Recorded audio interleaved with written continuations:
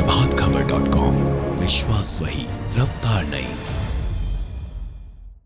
नमस्कार, प्रभात खबर के video section में मैं पंकज आप सभी का स्वागत करता हूं। एनपीएस यानी नेशनल पेंशन स्कीम, इसे लेकर हमारे मन में कई सवाल हैं। कई बार ये लगता है कि निवेश कितना सही है और अगर फैसला लेने में सक्षम भी रहे कि निवेश करना है तो किस तरह करना है, कितना फ़ायदा होगा, इसे लेकर असमंजस की स्थिति रहती है। तो हम आज नेशनल पेंशन स्कीम से जुड़े हर सवाल के जवाब को तलाशने की कोशिश करेंगे और वो उन सारे सवालों के जवाब हमारे साथ एक्सपर्ट हैं, सीए आदित्य शाह हमारे साथ हैं, उनसे हम जवाब जानने की कोशिश करेंगे। नेशनल पेंशन स्कीम से जुड़ा सबसे पहला सवाल लोगों के मन में यही होता है कि ये पेंशन स्कीम है क्या, इसके फ़ायदे क्या हैं? नेशनल पेंशन फंड ये गवर्नमेंट के द्वारा एक स्कीम लाया गया है जिससे कि जब कोई व्यक्ति रिटायर करता है एक उम्र के बाद 60 साल के बाद, तो उनको एक इनसिक्योरिटी फील जो होती है कि भाई उनके पास रुपए कहाँ से आएंगे, उनका हर महीने का खर्चा कहाँ से चलेगा, उसके लिए एक रेकरिंग इनकम का प्रावधान के हिसाब से एक अच्छा योजना गवर्नमेंट ने लाया है, जो कि 60 साल के बाद हर महीने एक रेकरिंग इनकम आता है और इसका निवेश आपको समय अनुसार 40 साल 30 साल के उम्र से शुरू करते हैं तो ज़्यादा से ज़्यादा उस पर आपको रिकरिंग इनकम मिलने की संभावनाएं रहती है। पीएफ और एनपीएस दोनों में वो समानताएं और फ़र्क समझ नहीं पाते हैं कि क्या फ़र्क है और समानताएं क्या है, तो इन दोनों में अगर आप दोनों को समझा सकें। देखिए, कोई भी मध्य वर्गीय व्यापारी जो होते हैं वो लोग छोटी छोटी बचत करके एक बड़ा पूंजी इकट्ठा करते हैं। तो जनरली आप देखोगे कि कोई भी बिजनेसमैन है तो वो एक पीपीएफ का योजना में ज़रूर इन्वेस्ट करता है। उससे बहुत सारी फ़ायदे होते हैं, जैसे कि उसमें टैक्स का भी सेविंग होता है। पीपीएफ चूँकि गवर्नमेंट के द्वारा संचालित योजना है तो इसका एक सिक्योरिटी भी होता है कि ये रुपए को कोई भी अटैच नहीं कर सकता है।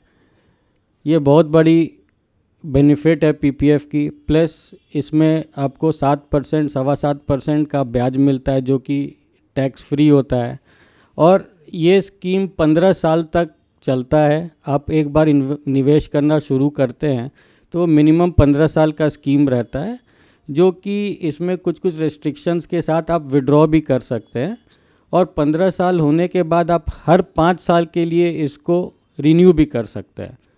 तो पीपीएफ का स्कीम आप 40 साल से भी शुरू करोगे तो 55 साल में 15 साल होगा, फिर आप 5 बार भी आप उसको रिन्यू करोगे तो 25 साल आप और उसको चला सकते हो।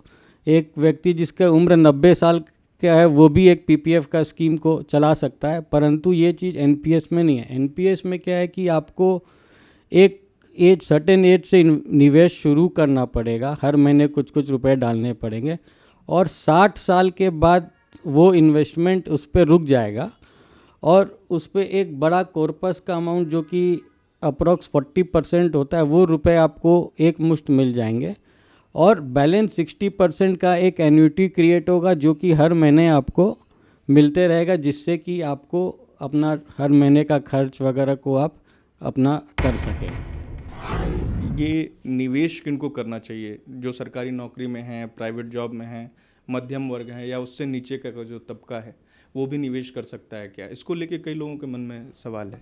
देखिए, सेंट्रल गवर्नमेंट एम्प्लॉयज़ के लिए तो ये एक मैंडेटरी प्रोविज़न है कि उनको एनपीएस में निवेश करना ही है। इसके अलावा जो भी व्यापारी वर्ग के लोग हैं जो कि चाहते हैं कि एक नॉर्मल एज में रिटायर कर जाए, 60 साल के बाद व्यापार करने का इच्छा नहीं है या अपना बिजनेस करने का इच्छा नहीं है, परंतु सोर्स ऑफ इनकम क्या रहेगा, उस सोर्स ऑफ इनकम को जनरेट करने के लिए आपको इसमें निवेश करना चाहिए, जिससे कि एक 60 साल की उम्र के बाद आपको कुछ रुपए हर महीने आते हैं। सर, ये नेशनल पेंशन स्कीम में टीयर 1 और टीयर 2 को लेके जो चर्चा होती है उसे लेकर भी स्थिति स्पष्ट नहीं है कि ये क्या है और किन कैटेगरीज के लिए है। देखिए, टीयर 1 का जो स्कीम है वो सिर्फ गवर्नमेंट एम्प्लॉयज़ के लिए होते हैं और जो टीयर 2 की स्कीम है वो नॉन गवर्नमेंट एम्प्लॉई जैसे बिजनेसमैन है चाहे प्राइवेट लोग हैं उनके लिए ये एप्लीकेबल है। रिस्क कितना है एनपीएस में निवेश करने में? क्या बाजार के उतार चढ़ाव का असर इस पर पड़ता है? देखिए एनपीएस में क्या है कि कुछ पोर्शन ऑफ फंड को इक्विटी में लगाया जाता है। जनरली 40 से 50% तक के फंड को इक्विटी में अच्छे शेयर्सों में रुपए लगाए जाते हैं।